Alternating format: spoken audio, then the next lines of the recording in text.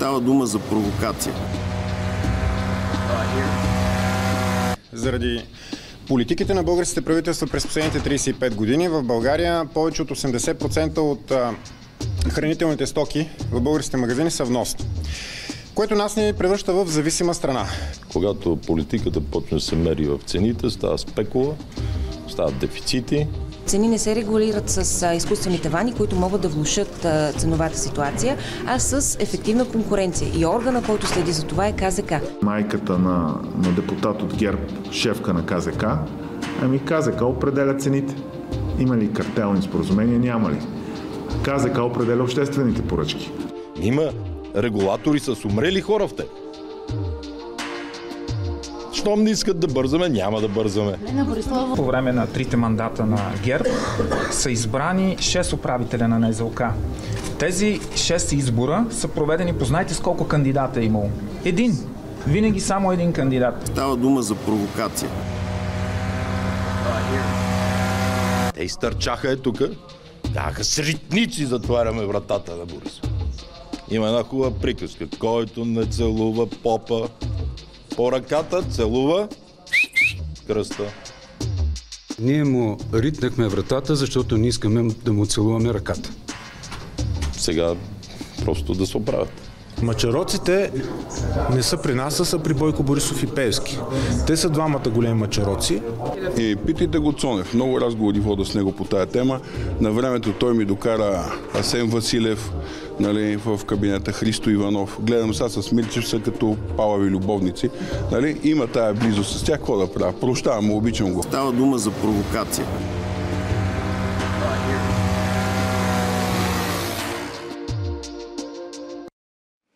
Иво Беров, колегата публицист, писател и поет.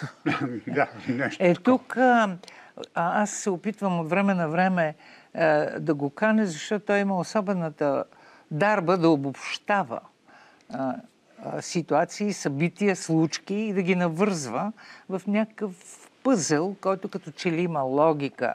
Този седмичен пъзел, който ти показахме за начало на твоето гостуване, има ли някаква логика, която да обяснява живота в България като провокация?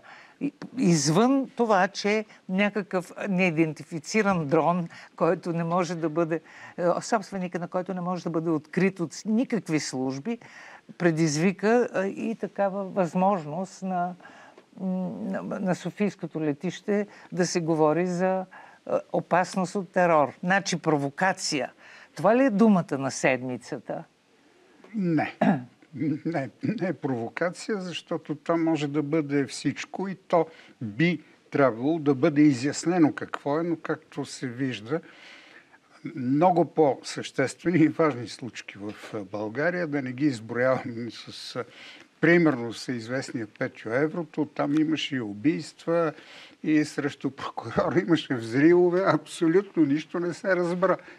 Това не бяха провокации, това си бяха предизвикателства към нашите служби да си вършат работата. Те явно отказват да си вършат работата, защото те не са служби на държавата, а на управляващата прослойка. Неведнъж съм казал коя е тя. Но бих искал да започна, понеже търсим логиката и аз намирам някаква логика, която може би е моя и може би не сте съгласни.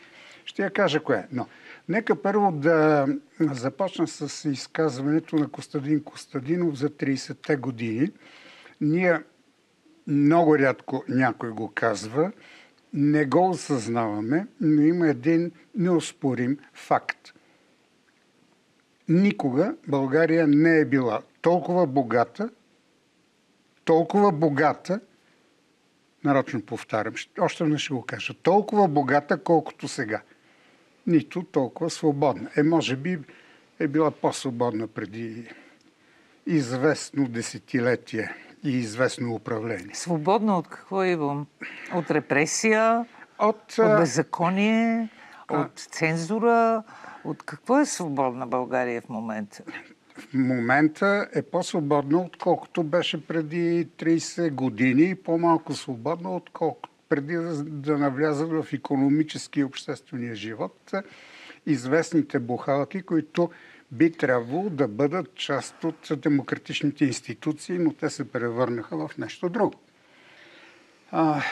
Кое доведе България до този просперитет в момента, въпреки непрекъснатите внушения, включително и на хората от Възраждане, нали, от така наречените копейки, че ние пропадаме, че ние загиваме и че ще се окажем, пък еврото вече съвсем ще ни довърши и така нататък.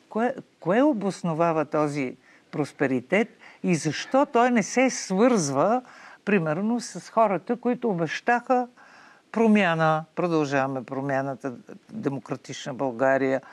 Защо? Значи, две неща. Първо, просперитета въобще, напредъка на България от преди 30 години се дължи на две ясни неща. Това са пазарната икономика и конкуренцията, и частната инициатива, и всичко това, което си знаеме като даденост, която осигурява движението напред. А това, че в сравнение с другите страни, които са в същия коридор, или по-скоро, които имат същото обществено управление, ние сме изостанали толкова, се дължи на обстоятелството, че в България хората си държат и не искат, си държат на едно нещо, което е част от българския светоглед, от начина на живота, обусловен исторически от историческата съдба на България. На какво си държат? На корупцията. Не се стряскайте. И сега ще го нагледя това, че действително си държат на корупцията, защото тя осигурява и някаква сигурност, с израза за мен дори едно прозрение на един антрополог, който иначе има много странни изказвания, но в случая странно точно прозрение. Той каза: ние българите сме племе, което има нужда от вожд. Това са обществените нагласи на мнозинството в България. Тук изключвам тези, които хитреците наричат жълтоплаветници и не знам какво още. Те не са племе. Но другите мнозинство, българското мнозинство има нужда от вожд, а за вожда, както се знае, за главатаря се полагат 10% от, ако щете плячка, ако щете от брутен вътрешен продукт, стига той останалото да го раздава на своите хора и стига да се разпределя между същото това мнозинство, което е приело корупцията и си казва: да, той може нещо малко да си подкрадва това, ама строи магистрали. Макар че не той. Крачещ израз, вече абсолютно. Сега, за ППДБ. Това е много нагледен пример. Как телевизорът побеждава хладилник. И тук, и в Русия. Защото при управлението на ППДБ имаше следните удостоверени, неопровержими достижения. Първо, икономически растеж, по-голям от средния на Европа и дори за известно време най-големият в Европа. Второ, увеличение на пенсии и заплати, които покриваха изцяло инфлацията, и което значи и увеличаване на жизненото равнище, колкото и малко да е то на хората. Трето, това е намаляване на социалното неравенство. Четвърто, за първи път започнаха да се връщат в България хора от чужбина. Пето, увеличи се раждаемостта, имаше там обрат. Също за пръв път и забележете 10 годишен рекорд в инвестициите. Всичко това беше непрекъснато отплювано с всякакви лъжи от рода на най-голямата лъжа, бюджетната дупка, която телевизорите и така наречените журналози, журналог, това е средно между политолог и журналист, или журнализатор, нещо средно между журналист и анализатор, продължават да говорят за тази дупка. Тоест, от 18 милиарда. От 18 милиарда, която после се оказа излишък. Не се оказа излишък, оказа се нещо друго. Тя можеше да бъде и 200 милиарда. Ти ако измислиш харчов за 200 милиарда, но не можеш да ги покриеш, можеш да ги обявиш за дупка. Това са елементарни хитрости, които обаче не биваха разобличавани нито от журналистите, нито от политолозите, нито от анализаторите, а само от опозицията, което вече... Нито от самите ПП, ДБ, защото те също не само, че не разобличаваха, някак си се оказваха повлечени от инерцията на този тип обвинителни скандали, влизаха в такива разпри, без да успеят да наложат своята визия за нещата, плюс грешките, които направиха, капитални грешки, нали, за това сме говорили, да се съюзят с хората, срещу които воюваха, и тогава да си подлеят сами вода. И сега става въпрос за това, че независимо от успехи, независимо от това, че в България все пак има известно повишаване на благосъстоянието, така да кажем, въпреки любовта към корупцията и въпреки привикването към схемите, нали, даже желанието да се участваш в тях, на какво се дължи това усещане за хаос, за безпътица, за това, че няма на къде да вървим, че няма кауза, за която вече хората да се борят, да се захванат. Откъде идва това усещане? Кой го налага? Сега ще ви кажа моето мнение. То отделно, че се налага съзнателно от журналозите, но има и нещо друго. Тази социална енергия, която промени преди 3-4 години политическия живот в България и която създаде впечатление за нещо доста силно, не беше чак толкова силна, доколкото беше израз на настроенията и желанията на един ограничен кръг хора, сравнително ограничен кръг хора в София, да кажем 10% от цялото българско население. И те доведоха до там, че изборите, както това беше 1990 година, при цялата енергия, при цялото въодушевление, при всичките тия митинги на СДС, хората гласуваха за социалистите. Но там имаше и много манипулации. И сега има много манипулации. Стои, мъртвите души са сега там. Има още повече манипулации и въпреки всички разкрития, въпреки всички демонстрации, въпреки възмущението, въпреки желанието за правосъдие, въпреки желанието за справедливост, хората си гласуваха за Бойко Борисов. Нищо не можеш да направиш. Мнозинството си го иска вожда. Да, но мнозинството е малко. В смисъл, в сравнение, в съотношението между избиратели, всички и гласуващи, това е загуба. Това е загуба на гласове. Не е победа. За никого не е победа. Тази политическа каста продължава да се самозадоволява в някакви доста фалшиви скандали, които приличат на сеир, на инсценировка. Но отзад какво стои? Отзад стои, аз тук ще ви противореча, отзад стои... колкото искате. Отзад, разбира се, ще казвам го така за приятелска закачливост. Отзад стои победата на прослойката, която се връща на власт и се върна на власт, поглъщайки, приемайки в себе си и бивши опозиционери, което пък не е някаква изненада. Нееднократно. Което, ако си припомним зрелищното поглъщане на политици от ДСБ и от други партии към ГЕРБ, мога да ви изброя поне 5, като започнем от Даниел Митов, Тома Биков, там Деница Сачевата. Гроздан Караджов. Моля ви, Даниел Митов беше заместник-председател на ДСБ. Беше. Така че... Млада надежда. Да, млада надежда. Деница Сачева беше свързана с ДСБ по един или друг начин. Вижте, това също го свързвам по един определен начин с народопсихологията и с светоусещането на българите, защото ако някой се опита да запази принципите си, почтенността си и честта си, непременно ще мине за бълък. Така мнозинството ще го приеме за бълък. Той не може да се урежда. А не е ли това сигнал, за което говорим, че се сбъдват диагнозите на хора, които често биват обвинявани, че не са в правилната линия, че всъщност всички партии на българския преход са произведени от едни и същи импулси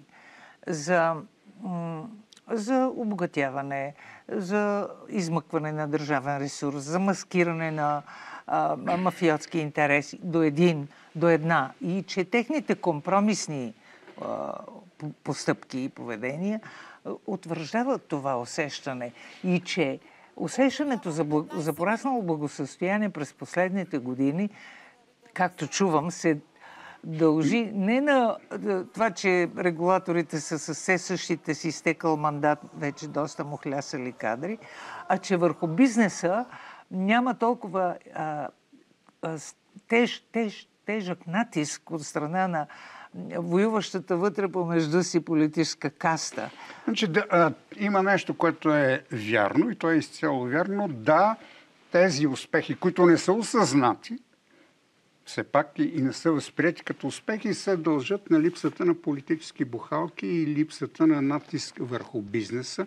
Това е вярно, но това, което управляващата прослойка успява да натрапи като обществено мнение успешно и което върви не като гледна точка, като опорка, е, че всички са маскари. След като всички сме маскари, ние сме маскари, като всички останали. Това не е вярно.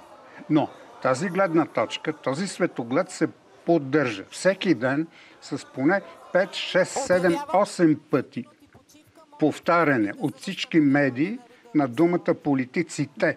Не е вярно, че политиците гледат да се облагодетелстват. Някои, повечето може би, но има такива, които не гледат да се облагодетелстват.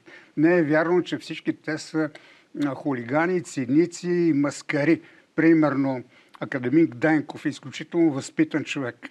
Там, при него няма онези срамни сцени, които се правят най-вече, и никой не се усмели да ги разобличи от Тошко Йорданов.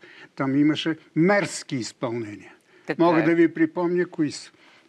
Тоест, не е правилно обобщението политиците. То е в услуга тъкмо на маскарите. Защото ако всички са маскари, то няма разлика. Какво от това, че и те са маскари?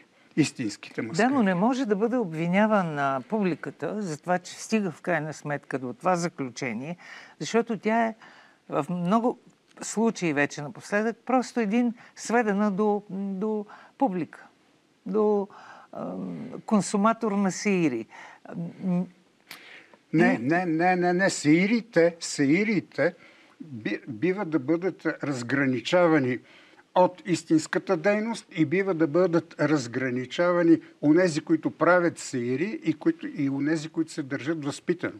Но когато една публика иска сеир, за да гласува за някого, тя гласува за този, който е предложил този сеир. С конкретни примери. Най-големите сеири сега ги предлага Госим Пеевски.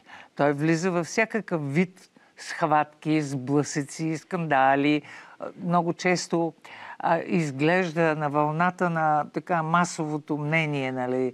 Улавя го. Ма господин точно Кирил така. Петков също така влиза в подобен тип... Значи, има качествена разлика.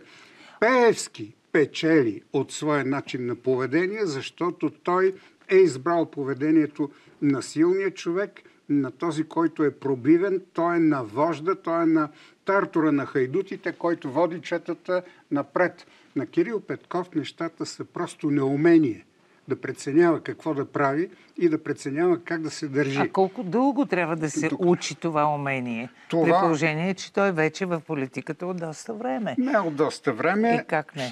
Не от доста време. От доста време в политиката са съвсем други хора. И вие ги знаете кои са. Аз не говоря за вечност. Аз говоря за нормално, дето се вика университетски курс. Освен това, се забелязва следният недък, който е повторяем. Когато подкрепяш хора като Кирил Петков, Асен Василев, нали, които идват на вълната на едни протести, обещавайки промяна, която се очаква от хората, които са на площада. И когато след това ти се опиташ да им покажеш, тук сбъркахте, тук правихте неумение, тук може би е компромис, който не е безкористен. Те моментално се обръщат по същия този тоталитарно-цензорски начин срещу възможността да имаш критичен диалог. Например, давам за пример бащата на Кирил Петков, който се държи като човек, който е произвел Кирил Петков за политиката и който ме клейми с някакво страшно удоволствие върху черни бланкове. Колезич се нареди до биволите, които загубиха нашите избори и така нататък. Тоест, целият този репресивно-обвинителен дух с отказ да разбереш, че ние говорим от името на една доста цивилизована публика, която има критика, а не отричане, създава това усещане, че тия помежду си там нещо делят, нещо се карат, нещо се ритат, налагат един агресивен грубиянски тон, могат да отрепат човек като Боби Ваклинов или Георги Боеца да го дисквалифицират и да го превърнат в жертва на дела шамари, но да не чуят тази претенция, че когато казваш аз нося промяната, я защитаваш. Този репресивен дух, за който говорите, напълно съм съгласен, го е проявил бащата на един водач на Продължаваме промяната. Има всякакви такива... И го проявява непрекъснато. Има всякакви... Не е вярно. Непрекъснато. Да не е вярно. Всякакви такива човешки отношения има. Но има и нещо друго. Това, от което България се нуждае, е преодоляване на корупцията, което значи и справедливост, и промени в съдебната система, и независимост на всички институции и органи. Единствените, които поддържат това искане и тази политика, повече или по-малко умело, това са ППДБ. Добре, нека някой да го направи по-добре, нека да го направи по-умело, нека да ги измести със своя опит, знание и умение. Нищо лошо. Но може би неумението в случая върши работа тъкмо на тия, които са изключително доволни от мракобесието на един несменяем ВСС, от израждането на прокуратурата в окончателно безконтролен неумението естествено им върши работа.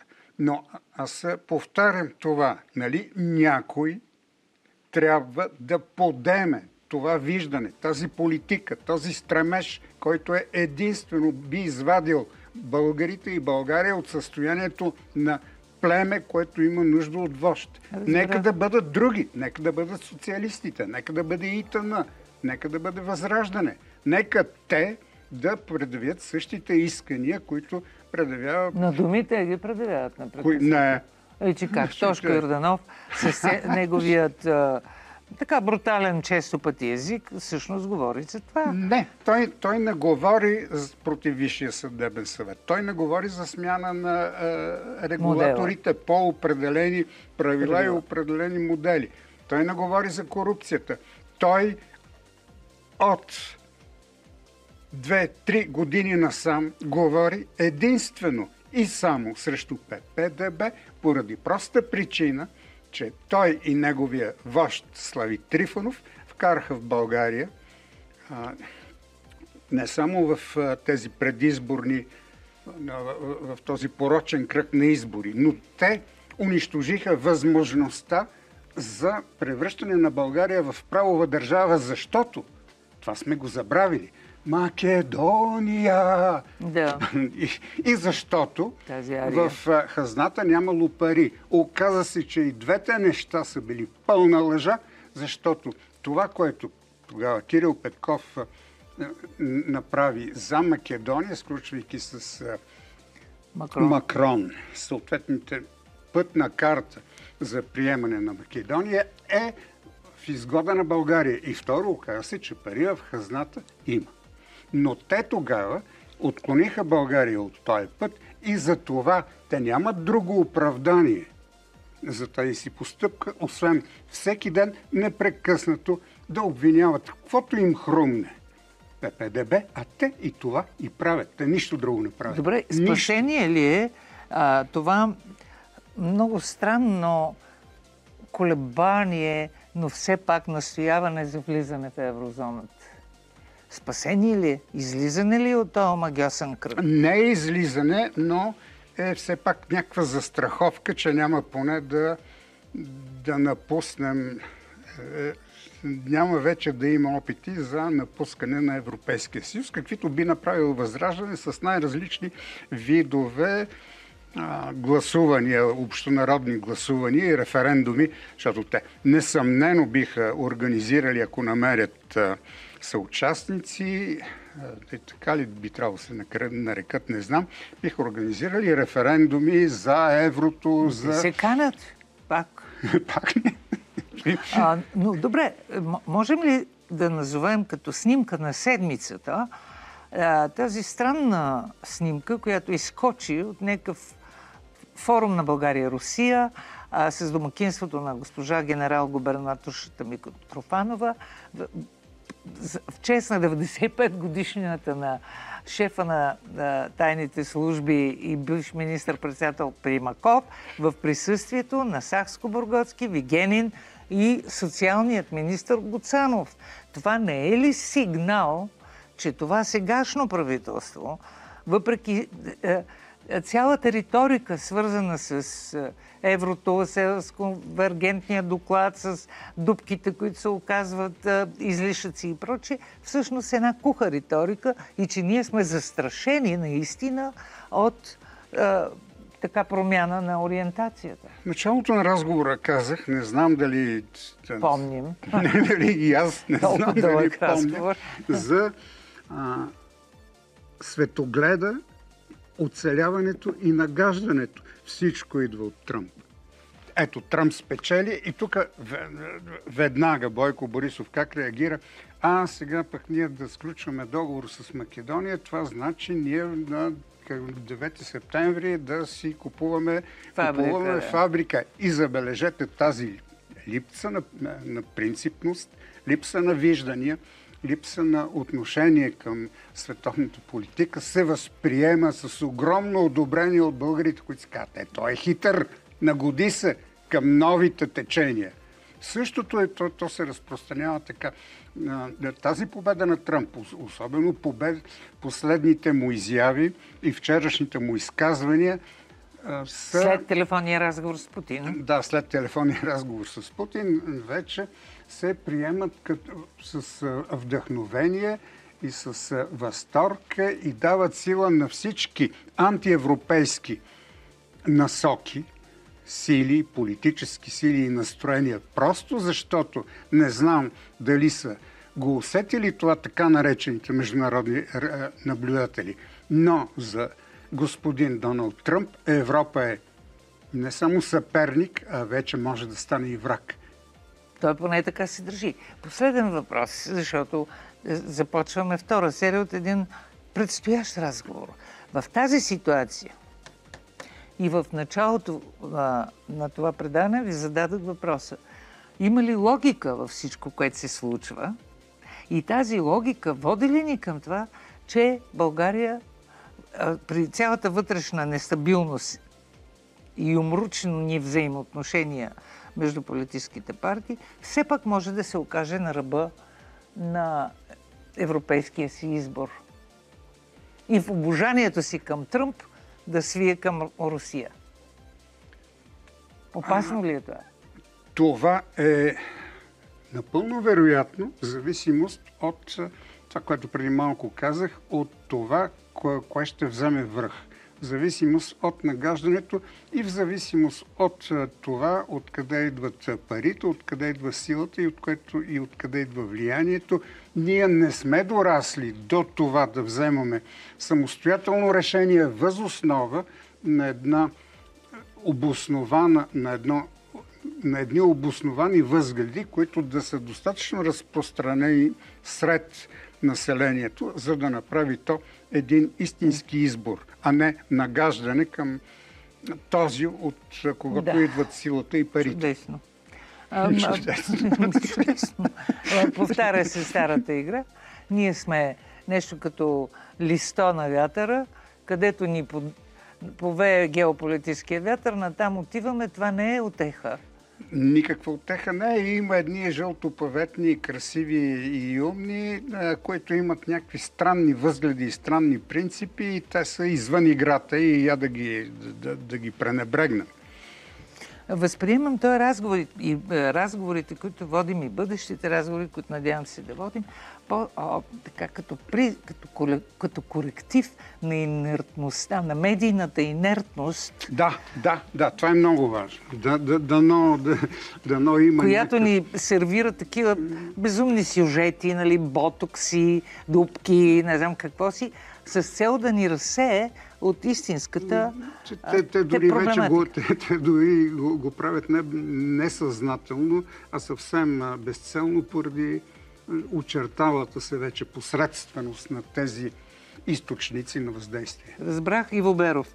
В диагностичен разговор, който обаче въобще не обещава излекуване, по-скоро едно дълго мотане в неизвестността на геополитическото ни лутане и нагаждане. Ще продължим с него да говорим, а ние продължаваме нататък това предаване. Честно казано, с Люба Колезич остава да видите. Даниил и ужасите от монашеската му история.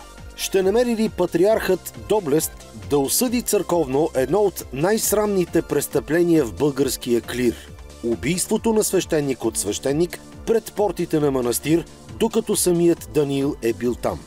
Болезнените факти и безпрецедентни документи излага в коментара си журналистът Стойко Стоянов.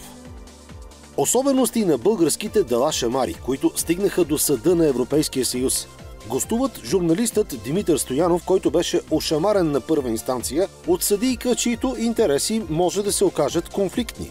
До него сяда доктор Елена Георгиева, анестезиолог, чието непокорство пред директора на Майчин дом я направи обект на съдебни разпри и повдигна въпроса за тълкуването кое в България се счита за жалба и кое за терор. Търсим противоотрова срещу растящата политическа арогантност. Правим го с журналиста и автор на телевизионно шоу Боби Ваклинов на фона на все по-сбърканите изцепки на копейките, без да сме забравили истеричната агресия на Пеевския Хамид, но и смаяни от препарирания вид на парламентарната шефка, която не посмява дори да смъмри фашизоидните атаки. Останете с нас. Продължаваме веднага след рекламите по Евроком.